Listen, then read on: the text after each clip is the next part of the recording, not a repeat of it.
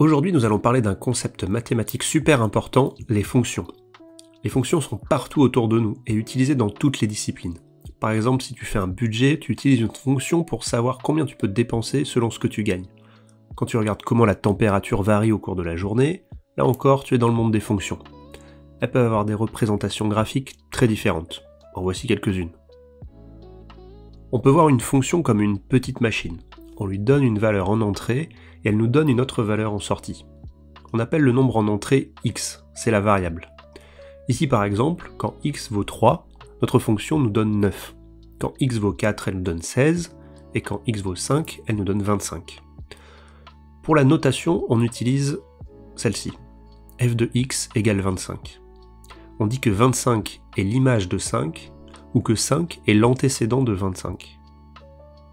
À l'intérieur de la machine, nous avons notre fonction, qu'on note f de x. Ici, elle vaut f de x égale x au carré. A noter que f peut changer, on peut l'appeler g de x ou h de x, ou n'importe quelle autre lettre. C'est-à-dire que quand on lui donne une valeur x en entrée, elle élève cette valeur au carré, et ce qui nous donne la valeur en sortie. On peut renseigner dans un tableau les valeurs de x en entrée, et les valeurs de f de x en sortie. Et à partir de ces valeurs, on peut faire une représentation dans un repère de cette fonction. L'axe des abscisses, en horizontal, représente les valeurs x que nous envoyons à notre fonction. C'est aussi l'axe des antécédents. L'axe des ordonnées, vertical, représente les valeurs f de x, données par notre fonction. C'est aussi l'axe des images. On peut ensuite dessiner chaque point de notre tableau, par exemple le point -1,5, 2,25. On peut imaginer faire ça pour chaque valeur de x, et ainsi généraliser en une courbe représentative de notre fonction f de x égale x au carré.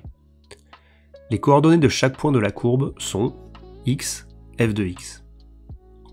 Un antécédent ne peut avoir qu'une seule image, mais une image peut avoir plusieurs antécédents. Donc pour une valeur de x, on ne peut avoir qu'une valeur de f de x, alors qu'une valeur de f de x peut avoir plusieurs valeurs en x. Par exemple, -2 au carré est égal à 4, mais 2 au carré est aussi égal à 4. Nous allons voir maintenant trois fonctions particulières. La première est la fonction constante, f de x égale a. A est une valeur quelconque, et la fonction ne dépend pas de la valeur de x en entrée. A peut avoir n'importe quelle valeur. La représentation graphique de cette fonction est une courbe horizontale.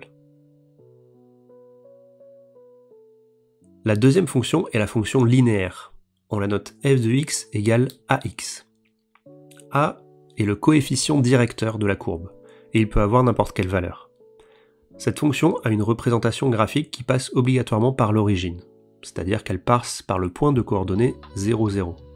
Car quelle que soit la valeur de a, quand x vaut 0, f de x vaudra 0. La valeur de a détermine la pente de la courbe.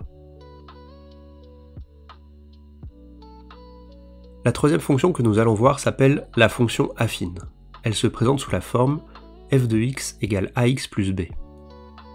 Nous avons a, qui est toujours le coefficient directeur et qui indique la pente de la courbe, et b qui s'appelle l'ordonnée à l'origine et qui indique à quelle valeur la courbe va croiser l'axe des ordonnées.